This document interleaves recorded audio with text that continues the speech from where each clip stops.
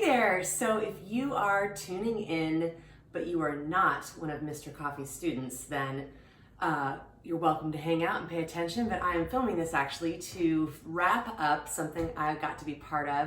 One of my good friends, Kenney Coffey, is a teacher here in the Seattle area and asked me to come and help with his seniors. They were doing I don't know what you call it, I forgot the name of the class, sorry guys.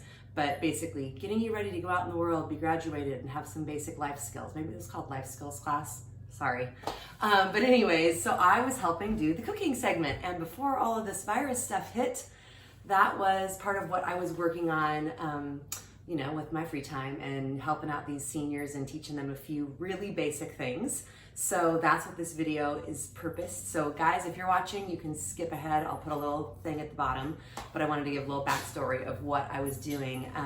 So it was really cool. I got to, for my subscribers that are just tuning in and want to hear a little bit about what I did, I got to go over basic kitchen supplies you would want to have when you're starting your first kitchen. I got to go over basic knife skills and how to handle a knife with them, answer some basic questions, and through talking about knife skills and demonstrating some stuff, we made a really simple pico de gallo, which was really delicious and simple and fun. Hopefully they liked it. And let me think, what else? We covered some other basics. But anyways, it was a good time, and it's been a few weeks and a lot has happened to all of our lives that have turned things upside down, but we're not letting it stop us. So this video is for Mr. Coffey students. Hi guys, good to see you again. Some things might be repeated because I can't remember which class I said a couple little specific details to and not the other, vice versa, so hang with me. So we're gonna continue with where we were before, and what I had planned to do in my second session with you guys was to go over some basic how-tos of real simple cooking kind of principles, and then also demonstrate for you how to roast vegetables. And I was going to do a simple sheet of veggies for you. And then I also was going to do how to make two simple pasta sauces, one being alfredo, which is super easy, and one being a simple red sauce. One of the first things that I learned how to make that was so much more just kind of by feel than it was using a recipe. My dear friend Andy Ashworth, hello Andy if you happen to be tuning in, she taught me this, and it's so simple, but I thought, you guys, I thought I was like the coolest person ever when I would make this simple, just basically tomato sauce and toss some pasta in there, and I was like, wow, I'm pretty gourmet back when I was all of 22 years old. So anyhow, I'm gonna go over those two sauces and show you guys the basics, do a few things with just tips on cooking pasta properly. That seems pretty basic. Most of you, we talked about, love mac and cheese and you're good with the craft, but this is like making real pasta, and there's just a couple simple tips with that. And then I'm also going to talk a little bit more about eggs. We talked a little bit briefly about eggs, but I just did a video last week, clean out the fridge hash, and it features just doing a simple fried egg, but I talk a little bit about that. So you guys, one of your assignments is go back and watch that video, and I'll also maybe just talk a little bit through some of the different other egg cookery things and things you can do. So this is a little different, but we'll get started, and hopefully you guys can learn something today. I know there's tons of videos out there, but Mr. Coffey has selected me to be your instructor for this portion, so I'm excited. Let's get started. Okay guys, so doing the prep for the roasted veggies. So remember when we talked about knife skills, I talked about how it's really great to get yourself a flat surface initially to start your chopping with. So in here, we'll talk about what I put in here in a second, but I'm gonna do a little bit of red onion. So I'm just gonna cut off, not even quite half, because I'm not doing a big, huge pan of roasted veggies. And I'm gonna cut off just one piece. I'll set the bigger chunk aside. And then remember how I said cut off just a little bit of an edge on an onion, and then you can get started with the peel right there on that edge. So then I can get the rest of the skin off. Real simple. I'm sorry, my camera assistant is still working upstairs, so I'm flying solo, but getting it done. Of course, this onion skin is not being very cooperative and having a hard time, but that's okay. We'll get it off. Okay, so now I've got a flat surface to work with. This is true when you do any sort of veggies, especially when you're first learning how to cook and chop things. Get yourself a flat bottom to work with. So something, I'll get to that onion in just a second. Something I want to point out. So I have in here some zucchini pieces. I've already cut them up because it was just too far away to show you that. I've got some chunks of broccoli and some chunks of cauliflower, and then the red onion. That's gonna be what's gonna go in here. Remember from Knife Skills, always be consistent with your cuts. So if you wanna do all of them really small, awesome, but you gotta make everything really small. Or if you want to do things really big, be consistent with that. And this is where it gets a little bit tricky, but I know you guys can do it. Things like broccoli, pretty hard vegetable. Cauliflower, it's a harder vegetable when you press on it. When you take a zucchini and you press on it, it has some give. It's a little bit mushy. That's because there's a lot more water in a zucchini than there is in broccoli or cauliflower. So, general principle, when there's more water in the veggies, they're gonna cook maybe a little bit quicker than these harder guys. So I took my zucchini and I cut them into a little bit bigger chunk than I normally would, just to help balance out so that the broccoli and cauliflower will cook a little bit more evenly with the zucchini. Same thing with onion. But onion, it does have a lot of water, but onion tastes really good the more cooked it gets more what's called caramelized. We talked a little bit about that too. When something is cooked and the natural sugars come out of the food, it gets nice and brown and it's kind of crispy and good. So my onion will go into this bowl. And onion, if you remember, has all those layers. So when you cut it into chunks like this, see all the layers? I'm gonna take my fingers and actually separate those layers in my bowl. Otherwise, they're just gonna cook like this, a big fat chunk. And nobody wants to eat a big fat chunk, but a piece of the onion that gets kind of cooked is good. And for you guys that are like, I don't like onion, gross. Do you like ranch? Probably. There's a ton of onion in ranch. Onions maybe raw on a sandwich, maybe not your thing, but when they get cooked, they do have a different flavor. So you may want to give them a try. I remember there was somebody who said they did not like cilantro when I made you guys the pico de gallo. Who was eating the cilantro by the end, or who was eating the pico de gallo by the end of class? You know who you are. So sometimes you gotta try things and you're like, okay, like that, I like it. So roasting veggies, the reason why I wanted to give this as a task for you guys to give a try to is you can use any vegetable you want. If you only like carrots, cool, roast up some carrots. The key is consistency with the size that you use, and you want to choose a good roasting oil. So we talked a little bit about fats briefly when I was giving you guys kind of a general over briefing of things. Butter, you think about butter, that's a fat, right? But butter has milk parts in it, and the milk parts will burn. So butter is not a good fat to use when you're roasting vegetables. Things like canola oil, vegetable oil. I like to use something called avocado oil. It's just a personal preference. Even olive oil that's not extra virgin olive oil, it's like it has a higher, what they call a smoke point. That means that at a higher temperature, the oil will start to break down and it actually becomes a little bit unhealthy for you. It won't hurt you, but it's not good for your body. So using a vegetable oil is just a good, I'm sure most of you guys have that in your kitchens. That's a good place to start. And for this bowl of vegetables, I always, when I roast vegetables, pop them in a bowl, and I will add my oil to the bowl, and then I'll toss it with this rubber spatula. You guys remember which one that was? Not the flat one that you use for pancakes, but the one that looks like this, rubber spatula. So I'll put some oil in here. For this amount, you guys can kind of see that, it's probably roughly 2 cups of chopped up vegetables. I will do a tablespoon, maybe 2, and then I'll generously salt it. We also talked about salt. Anybody remember the name of the salt that I told you guys is the one that they use in all the kitchens? Is it the normal with the table salt? No. Remember the name? Kosher salt. So it's a salt that has, it's a very easily to dissolve, and it has a pretty mild taste, so it's not really harsh. And so that's what they use in most restaurants or whatever. So I'll do salt and pepper on this, But if you don't have kosher salt, don't sweat it, just use what you got. And you'll toss it through in the bowl. That way you coat all the vegetables evenly. And then I'm gonna pour it out onto my sheet tray. So I talked about one of the basic things when you guys talk about having kitchens someday.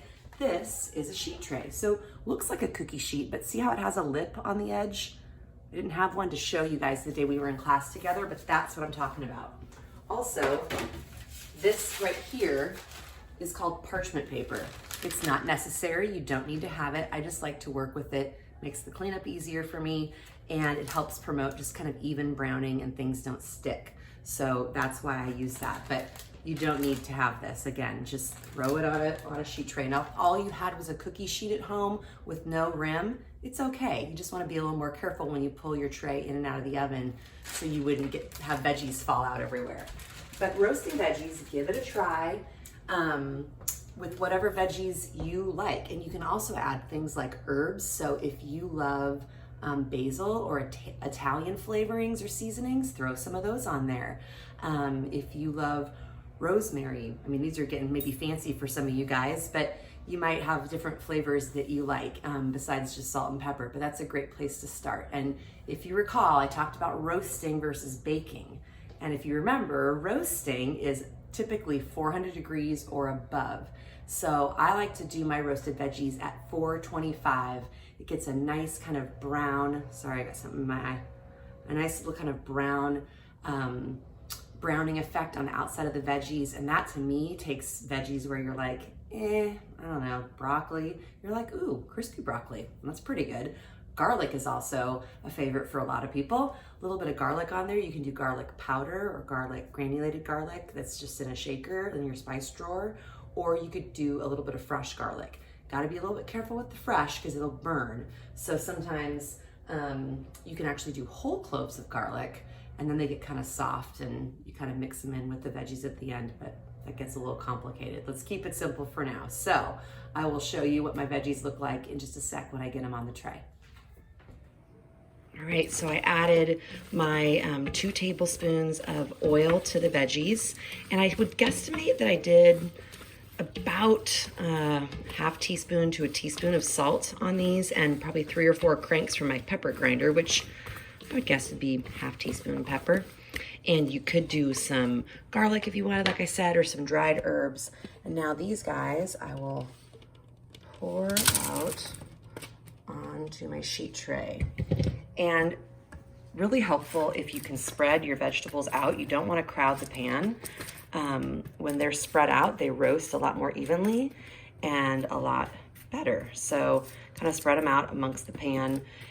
And then these are going to go into a 425 degree oven for about 15 minutes. I will check them, and usually I give them a little stir or a toss because sometimes like the side that's down against the pan, which is hot, this will be a little more brown than the side that's exposed to the air. So it just depends on your oven. But these will go in and we'll check them and see what they look like in just a little bit. Okay, so while the veggies are roasting in the oven and before we get started on the sauces, there's a couple things that I also was gonna go over with you guys with just a few very basic tips. How to make a melty sandwich. I'm sure everybody loves a grilled cheese, but there are a few things to know. You gotta have the right kind of fat and heat ratio. So when you have a pan on the oven or on the stove top, you might wonder if you've never cooked before, like many of you haven't, how hot do you do it? Do you do it on the number 1 or on where it says low, or do you do it on a number 8 where it says medium high? Every oven's a little bit different with all of its different controls, but usually I start with medium till maybe just a little bit less than medium. So that could be literally in the middle of your dial, or it could also say medium, or it might just say like number 6 or 5. So go into kind of the middle. You want to heat your pan up first. Give it probably 3-4 minutes maybe. And you can butter your bread on the outside. Some people also will use mayonnaise. The idea is to have something that's kind of fatty that you put on the outside of the bread that gets it crispy when it hits the hot pan. So it's not always about butter, but butter does taste really good. Now I do know some people, they love mayonnaise. I've never done that, but The other thing to think about is the cheese. There are some people who swear only by American cheese, but whatever you do, you don't want your cheese to be a thick slab. So if you have like a big brick of cheddar cheese, you wouldn't want to cut this big thick piece. Again, because for the cheese to melt, the outside of your bread will probably get burned before that cheese gets melted. Now, some people also swear by shredded cheese. Shredded cheese is great. It just can be messy when you're first getting it in a pan. So those are the things to think about. I say melty sandwich because sometimes you're gonna not just do a grilled cheese. You might have some meat in there, maybe some deli turkey or deli ham, but you just wanna think about how you put that together. I feel like with grilled cheese, kind of slow and steady wins the race. You don't wanna do it too high because then the outside of the bread will get burned. And then the inside of the sandwich won't be melted. So those are things to think about. Medium to maybe a little bit less. Get both sides of your bread coated with some butter. And if you have really hard butter, something that we actually do in our household a lot, because I forget to put butter out to have it soft, my pan is hot. I will throw a little bit of butter in my pan. Let me grab my other kind of spatula, not the rubber kind, just the regular pancakey kind. And the butter's in here, pretend that there's butter in here melted. I'll swirl it around and then I lay my bread down. And I didn't butter the outside of the bread, but the butter's already in the pan. It seems to work. Usually I'll do about half a tablespoon or so. And then get the cheese, another piece of bread. And when I lift the sandwich out, I do the same thing. I lift the sandwich out, I hold it, throw it in with my hand that's not holding a pan, throw in some butter, let it get melted, kind of swirl it around, flip my sandwich onto the melted butter. It's a trick. So those are things to think about because a lot of young people, when they're first starting out, you're making grilled cheeses. And if you don't know some of these things about the heat and the melting of the cheese and how much to use, you might not know. Another thing, how to sear protein. I did a survey once of some young gals that I hopefully will get together with sometime this year, talking about just some of their questions they had with cooking. I was trying to kind of get some fresh ideas and thought it'd be really cool to maybe just field some questions. And they all had questions about meat, also known as protein. That's how it's referred to sometimes. So in the kind of cook world. But there's a few things that, again, if you've never cooked, you guys, you wouldn't know. So before you would ever cook meat, whether it's chicken or pork chops or steak, first thing you do is you have your pan on the heat and you want to get your pan hot. You wouldn't put your meat in a cold pan ever. You also wouldn't want to put your fat or your oil, your butter, whatever you're going to use in here, you wouldn't want to put that right into the cold pan and let it heat up because it might also start to kind of break down and burn. Get your pan hot first. When the pan's hot, at whatever temperature you're supposed to cook it at, whether that's a medium high, maybe a high if you're searing something really hot, you get it hot, you add your fat, you add your meat immediately, just like that, in that order. And that'll get a nice crust on the outside of your meat when you're cooking it. There's a thing called the Maillard reaction. I think I talked about this in one of the classes that we had because there was two classes going.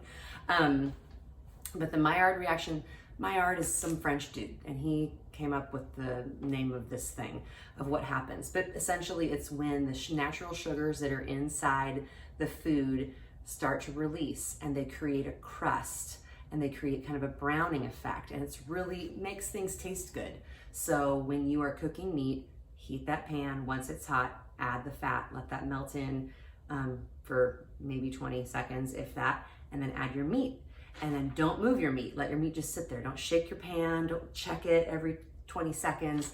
Let it sit there. If it says the meat's supposed to cook in your recipe maybe for 3 to 4 minutes on the side, don't check it until 3 minutes are up.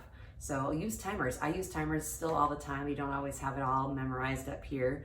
And the last how-to, which kind of has an assignment for you guys, is how to make soup. Very, very broad, I understand. But there's a lot of basics with soup making and principles, things that we kind of have already talked about, how large you cut things up that you're putting in, how long you let things cook for. There's a video in my, if you go to the video section of all the videos for Delight of the Bite on my YouTube channel, called Chicken Sausage Vegetable Soup.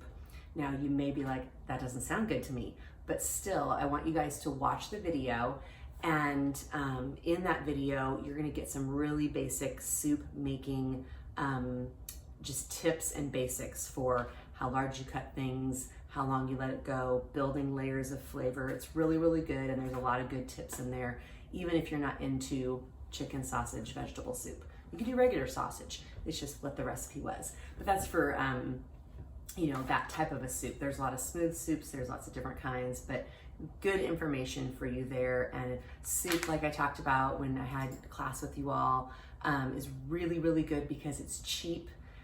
Typically it's pretty cheap to make. It makes a lot and you can eat off of it for plenty of days. So both my kids actually love soup, and my daughter, who's already in college living in a house and cooks for herself, she makes soup actually, I think, somewhat regularly because it's cheap. And when you're first starting out, you guys cooking and having your own kitchen or whatever, you need things that are not super expensive and last a long time, and you can also bring it home and heat it up really fast and you've got a meal. So consider soup.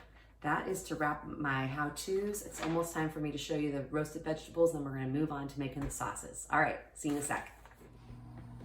Time to check the veggies. Ooh, a little steam hitting the camera. So I'm gonna pull these out. Shut my oven so I keep the heat in, and I want you guys to see how they're starting. See the onions starting to get brown. Cauliflower has a little bit of brown on it. And so what I will do is give these guys just a slight turn. I can't do it. I have to hold on to the pan and then flip. So, but I'll turn them. I'm gonna pop them back in the oven, and then we're gonna have a little chat about eggs briefly, and then these guys should be done. Okay guys, so veggies are back in the oven roasting. I'm now going to give you just a little overview on eggs. We talked a little bit about this when I had you in class. Because I was gonna also demo for you, I was gonna do sauces, maybe I was gonna do roasted vegetables, I couldn't remember. But anyways, I was also gonna talk about eggs and bring in a homemade quiche for you guys. If you've never had quiche, it's essentially like a pie. So you have a pie crust, and then you take eggs and milk and whatever you happen to wanna put in it. It could just be bacon and cheese, or it could be sausage and cheese. That seems pretty teenage friendly or young people friendly, but you can also do vegetables. There's a lot of things you can do in quiche, and it's a great way to use up leftovers, and then you can eat off of it, because once you've baked the quiche, you can cut yourself a wedge and then have it the rest of the week. Cut yourself another wedge when it's lunchtime. Come home from working out after dinner or whatever, before dinner, and you're hungry, cut yourself a wedge of the quiche. So quiche is a really cool option. It's something that's different with eggs. I mentioned to you guys that French people will say, you always have a meal if you have eggs. And so they always have eggs because it's something you can whip into a lot of different things. So there's omelets, which is, if you haven't ever had an omelet, it's basically eggs that have been scrambled up in a bowl, like you've cracked the eggs in a bowl and you whip them up with a fork. And then in a small saute pan, little short pan, you will cook up some different things you want to put in it. Maybe you do some ham and some bacon and some tomatoes and maybe some green onions. And then you pour your eggs into that and kind of whisk them around a little bit. Then you let them just sit. And it creates like a nice little disc of cooked eggs. You can add some cheese, and then sometimes it'll get flipped over. Sometimes it'll cook enough, and then you roll it onto itself or fold it in half, and then you have an omelet. You can also do a scramble where instead of letting it just sit in the pan like you would an omelet, you keep stirring it around with your rubber spatula, and you will, because you cook eggs typically in a non-stick skillet, so that one that has that coating, because then they don't stick to that, which is really, really handy, something you want to have in your kitchen. But you keep scrambling it, but you have stuff in it, and that's a scramble. So the other night, literally, I didn't have a lot. We're doing this whole quarantine thing, and I was like, what do I have? I was like, I have pie crust that I actually bought to serve you guys, but didn't get to do it. So I took one of the pie crusts. It was frozen. I thawed it on the counter like the directions said. I put it in a pie plate and kind of pressed out the edges. I had my 19-year-old son help me because he's like you guys, although you're just a little bit behind him, learning how to cook and growing up and all that. And then I took eggs and some milk, and I had a bunch of things left over. I had like one leftover cooked sausage. I had one baked potato that was left over that was already cooked. And so I peeled that and chopped that up, chopped up the sausage just a little bit. Had a little bit of pre-cooked bacon. We get that at Costco, and I chopped that up. And I had some leftover broccoli that was already cooked. So I chopped that up and chopped it all pretty fine so you wouldn't get a big chunk of anything. And except for the potatoes, I didn't have those like super fine. But anyways, I spread that in the bottom of the pie plate, took the whisked eggs and poured them on top, and then sprinkle my cheese. And then you put it in the oven and bake it like you would bake a pie.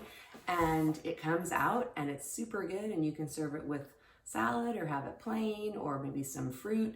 But again, it's a really, really economical way to eat eggs. So cheap, versatile, they can be breakfast, lunch, and dinner. So we talked about that, but just keep eggs in mind as something. And if you've ever seen the movie, The Runaway Bride with Julia Roberts, there's a really funny scene where she kind of adapts who she is when she's with all these different people throughout the movie. And the reporter kind of catches on to this and says, how does she like her eggs? And for every single guy that she had been dating said a totally different style. And so she finally kind of gets on her own and figures out what kind of eggs she likes. So a challenge for you, figure out what kind of eggs you like. Do you like fried eggs? Do you like scrambled eggs? Do you like hard-boiled eggs? Do you like poached eggs? Look that one up. There's lots of great YouTube channel or videos for poached eggs.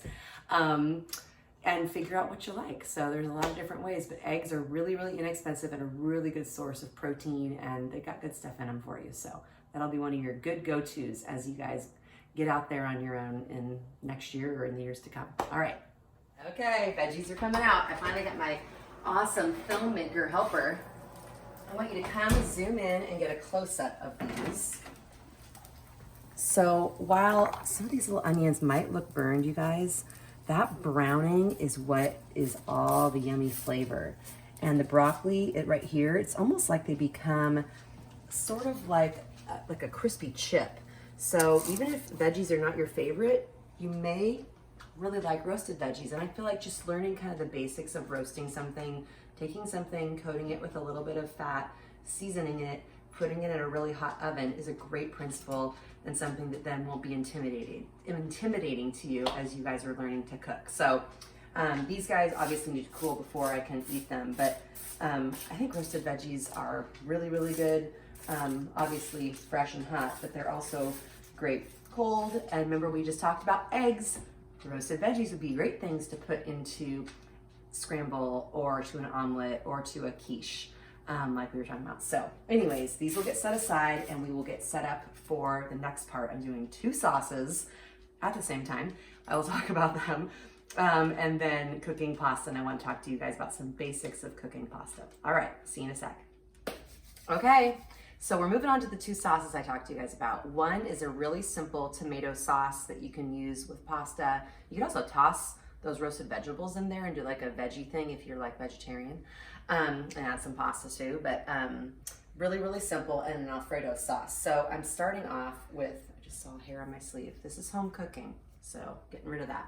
Starting off with this sauce, my heat on the pan is turned to a medium, and I'm gonna teach you guys really basic so you can kind of come in close on this. The simplicity of this is garlic, tomatoes, diced tomatoes in tomato juice, a little bit of basil, salt, pepper, and then I've got olive oil right over here that I'll be putting in the pan. It's really, really simple and really basic, and honestly comes together in a dream, and is super cheap because typically most people will have dried basil in their spice cabinet, and olive oil is kind of a basic thing to have. And cans of tomatoes are really, really cheap. So I want to show you how these are garlic cloves that I separated from the big garlic bulb. And in fact, I'll show you real quick what that looks like. This is a bulb of garlic. So it's got this papery skin, and I just basically pulled the skin back, and I have little separate pods of the garlic. So what you do is, here's my sharp knife, right? And here's the sharp blade. Turn it to the side, kind of keeping with the blade against the edge of the thing, and I'm gonna take my hand and just go pop. And by smacking it on there, it breaks that skin, because the skin is real papery and kind of hard to separate from the garlic clove. And sometimes if it's still stuck on there, I actually just take it and hit it again, because you're gonna smash this thing. And I'm just separating out the skin from the garlic. So now I have the fresh garlic cloves. Do it again, smash it. It breaks the garlic clove. My dog is getting excited from the paper. Set that to the side. So now I'm heating my pan, because I told you guys you want to heat your pans first, okay? So olive oil is going to go in there. Tucker's excited. Sorry, guys. You can take a shot of Tucker if you want for the students. Into my medium high heat pan, I'm going to put a couple tablespoons of olive oil. Maybe it's probably about 2. This is a garlic press. If you don't have a garlic press, you can take your knife and finely chop your garlic. But this just makes it real simple. You squeeze it, take your knife, drop it into the oil. And another clove. And if, again, like I said, if you don't have a garlic press, it's not the end of the world. You also, if you did not have any fresh garlic, you could use garlic powder, which just is in a spice. I'll show you what that looks like here in just a sec. Looks like this, granulated garlic or garlic powder.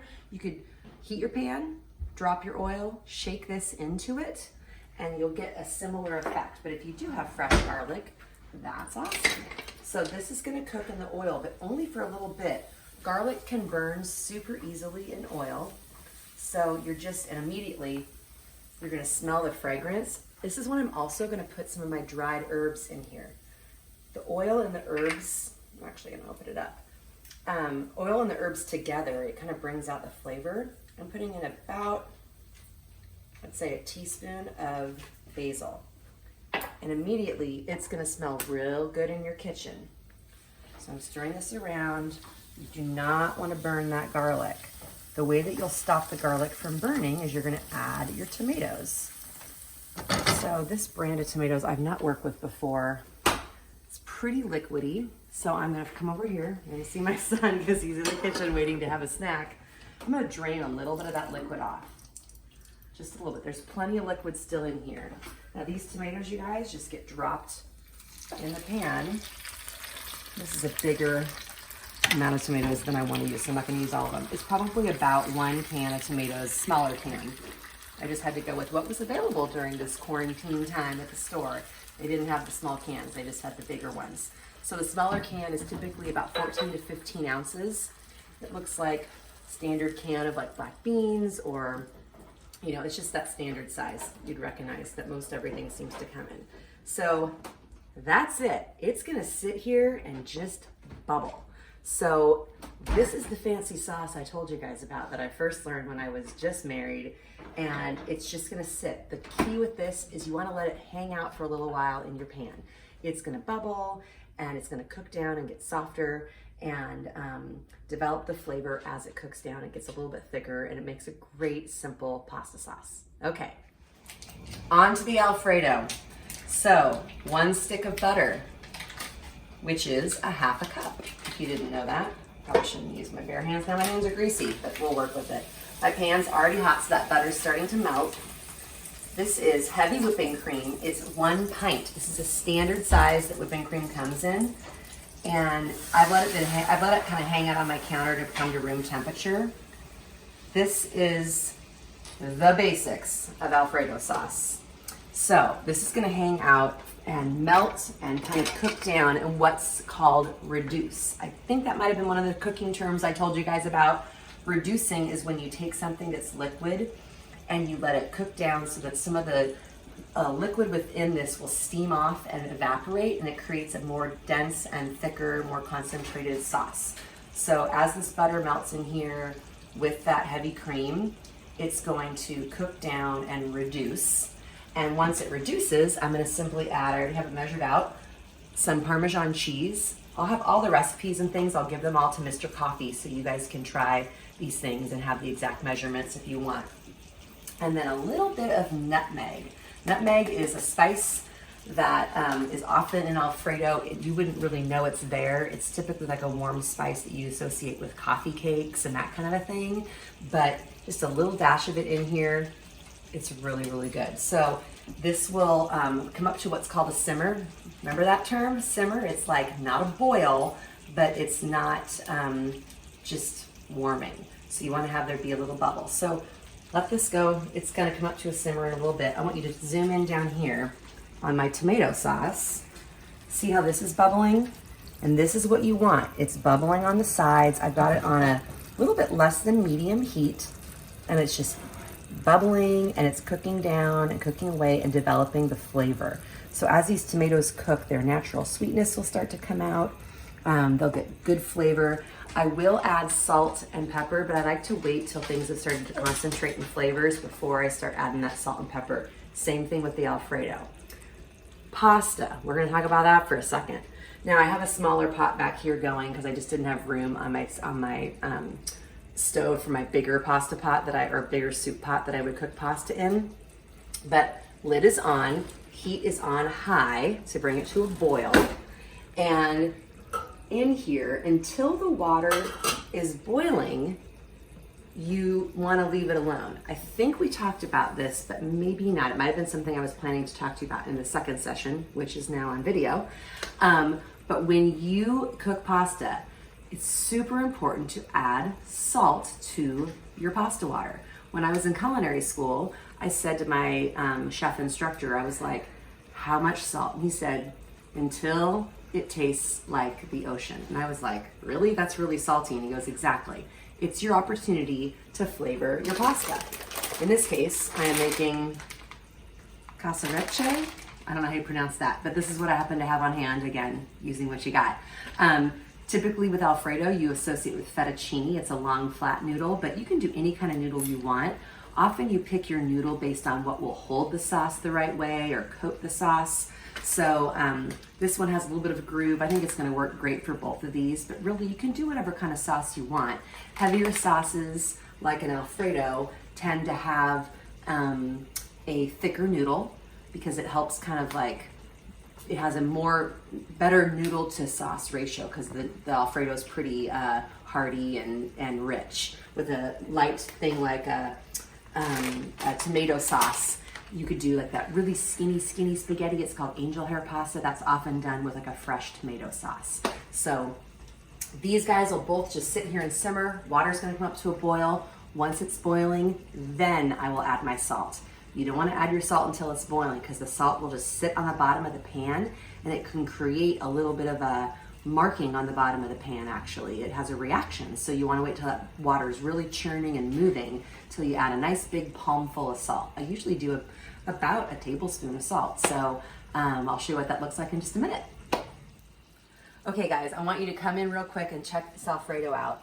So you can see the line of where my liquid was and where it is now, and see how it's bubbling. Something really important to note, this is what happens when it reduces. It starts to get less and less in the pan. So something really important to note, you cannot make this with whole milk. You cannot make this with half and half. It won't work the same. You need to do heavy cream. If you don't want to have that many calories, do the tomato sauce. But part of it is because as this boils, there's enough fat and density and heaviness in the cream that it's allowed to boil and it won't burn. If you've ever tried to like boil something with milk, it burns pretty quickly. It's called scalding. Or have you ever had like a latte that tasted like kind of burnt? It's because they over-steamed the milk and it can get burned. But with heavy cream, it won't have that same effect. You can bubble this pretty hard. So this is a pretty heavy simmer. So now that it's been reducing, I will, I think I am ready to go. I'm going to add the Parmesan cheese now, which is going to thicken it, and it's going to also give it a lot of saltiness. So if you notice, I did not put any salt, any seasoning in this yet. It was just butter, which I actually used unsalted butter. I prefer that in a lot of cooking because then you can control your salt. And no pepper or anything yet. I will do all those things, but I want to get this cheese in here. So come in, zoom a little bit. Come in close to this, and you can see it's already starting to be a little thicker as I stir it. You can see the thickness, and that's that cheese. So Parmesan cheese is pretty salty, so another reason to wait. So this will now cook and bubble, and I will lower the heat just a bit to this. And I'm gonna add that little bit of nutmeg. You can see how much I do. Not a lot, just a touch. And it's just that little kind of extra something that you don't know is there, but it tastes really good. You're not sure what it is. And with the pepper, I'll do a couple cracks of that, not too much. If you wanted, some people love what's called white pepper because they want the sauce to be really clean and white and not have any color in it. I don't care about that. I like actually the taste of black pepper anyways. So I'd say that was maybe a half teaspoon of black pepper. And you're gonna have to kind of taste as you go. So I will have to taste this at some point and see where we're at for the needing of salt. So I'll do just a little on my pinky here. It definitely needs some salt, but not a lot of salt. You can taste that saltiness of the cheese. So I keep my salt in a little open container. And I've learned like what a pinch, that's probably a 1/4 teaspoon, like for me, another 1/4 teaspoon. I'll start with that half and let this kind of cook down. But you see how thick it already is. And this is gonna be so good with that pasta. I think it's time to check on our pasta water too. So I'm gonna put this on low heat so it stays warm, but I don't want it to keep bubbling. And I started that on medium heat, by the way, if I did not already say that. The tomatoes are still rocking and rolling. They need some time to just kind of simmer and develop the flavor. Let's look over here at the pasta, which I thought I heard that water boiling.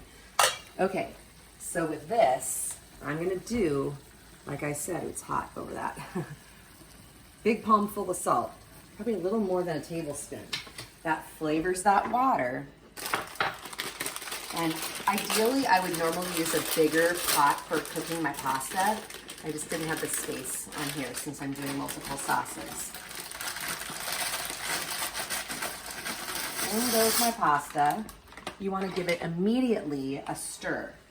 Really important, so those noodles don't stick. And I'll stir it for a good 30 seconds just to kind of help keep everything from sticking with each other. Some people have been told that you put olive oil or some oil in your pasta water to keep your pasta from sticking. You don't need to do that. All you need to do is give it a little bit of a stir.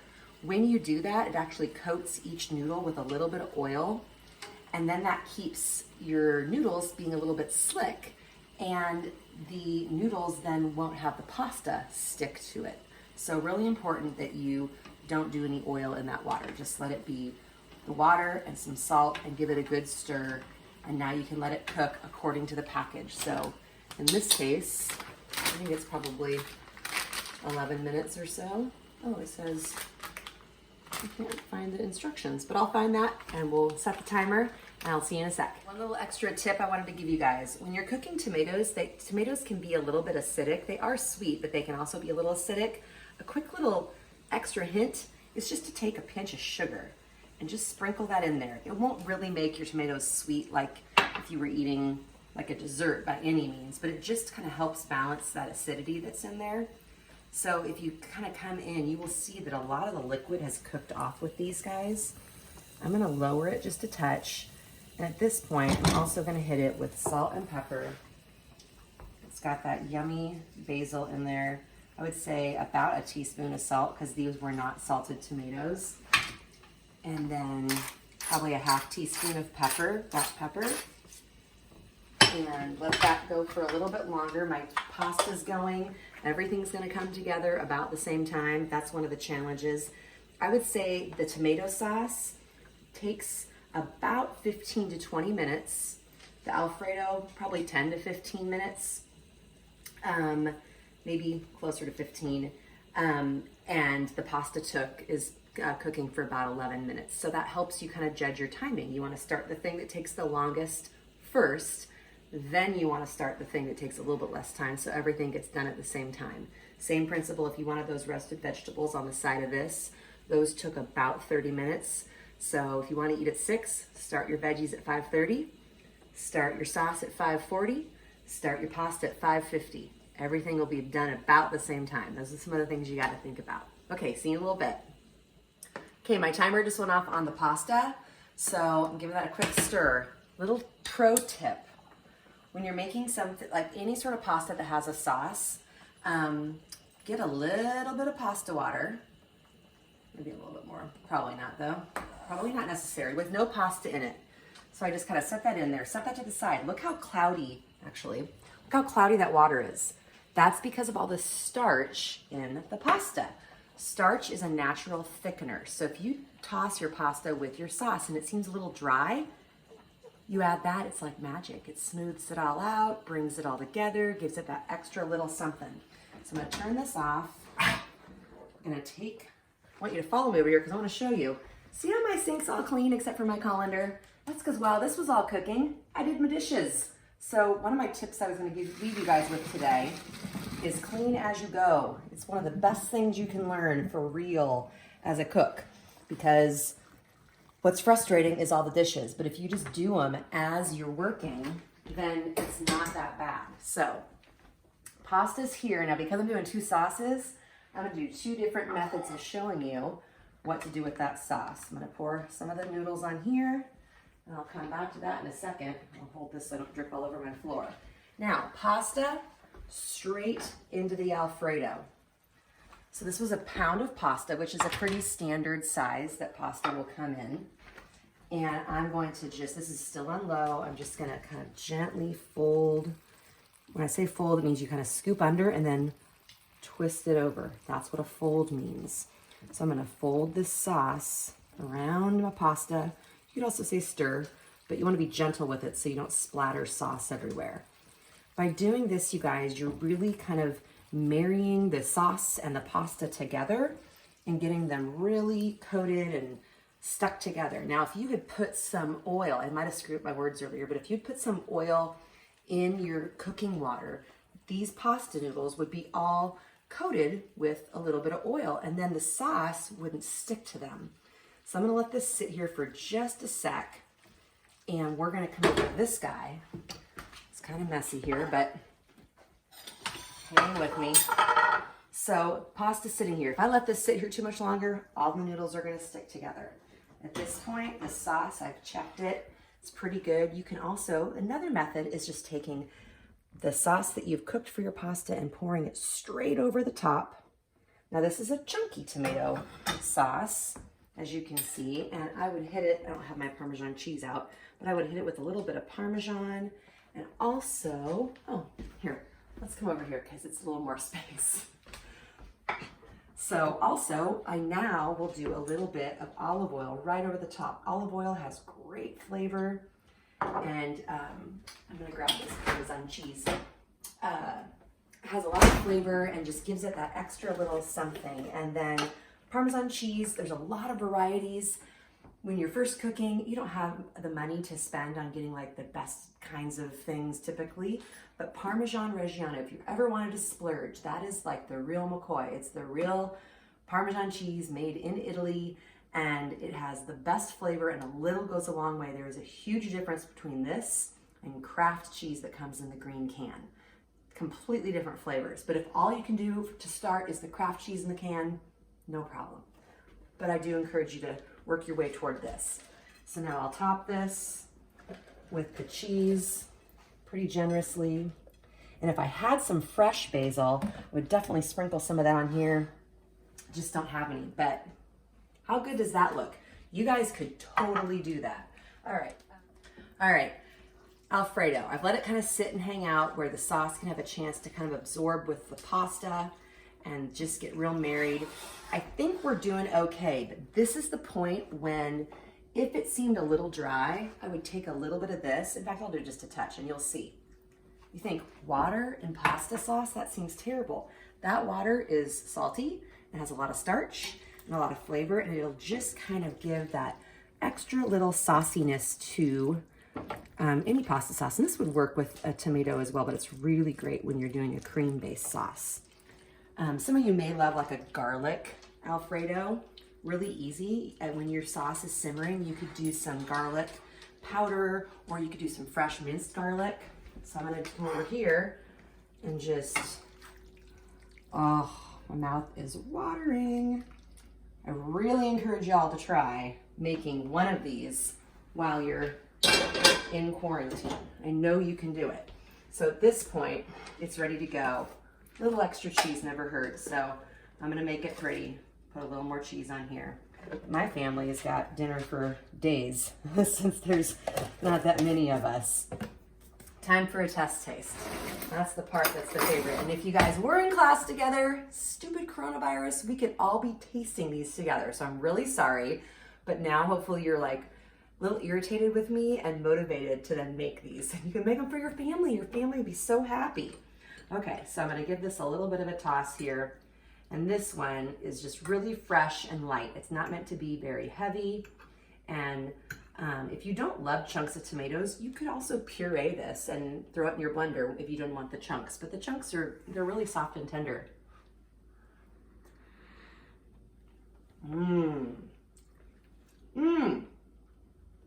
I love this. It's so simple.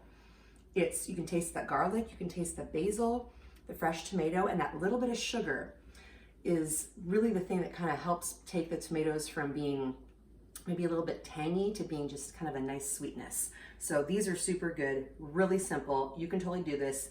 Tuck this one away.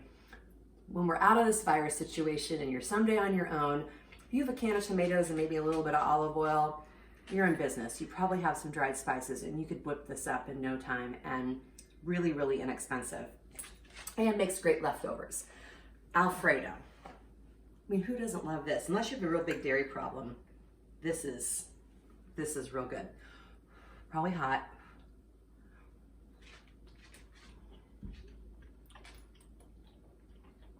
If food were in velvet form, this would be it. It's so good.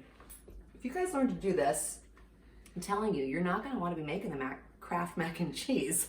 You're gonna wanna make this, and you can super impress a boy or a girl someday by making one of these. That's kind of fun too, right? One pro tip with leftover, if it's spaghetti, or in this, which is the type of noodle, or in this case, it's this type of pasta with the tomato sauce. As pasta sits in the fridge, it can get really dried out. When you reheat it, even with the Alfredo, if you reheat it in a microwave bowl, for example, throw in a splash of milk and just toss it gently once it's warm, and it'll just rejudge the juices. It's really, really a cool trick. So when you're reheating this pasta, it might seem kind of dry and like it doesn't have a lot of juice left. Throw in a little bit of milk, or half and half if you happen to have creamer. Not flavored creamer though, that would be not good. But plain half and half or cream, or just like I said, just plain milk. And then reheat it, and that extra little liquid, I'm talking like maybe a tablespoon or two, not a lot, to like a single serving. And then you kind of mix it through, and it just gives it that fresh sauciness. So a little pro tip to tuck away.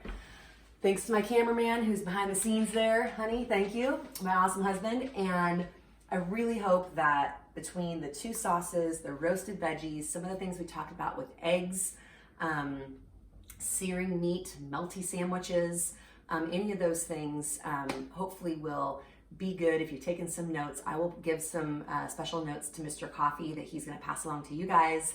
And if you're one of my subscribers who's been watching all this time because you weren't forced to, thank you. And hopefully you will have learned something too, and it'll be good. Mr. Coffey students, I believe Mr. Coffey and I talked about this, would really, really encourage you guys to hit me up underneath the YouTube video. There's a place where you can make comments. In the comments section, give me your questions. We got nothing but time, so I would love to answer your questions. Your assignment when I left you last time was you were supposed to give 3 questions to Mr. Coffey about anything. There's no dumb question. So use this as your opportunity to ask me questions. I will respond to every single one and hook you up with what you need to know. So thanks for watching, you guys. Happy quarantine. Stay safe, stay distanced from each other physically, but stay in touch socially. So, all right, thanks a lot. Take care.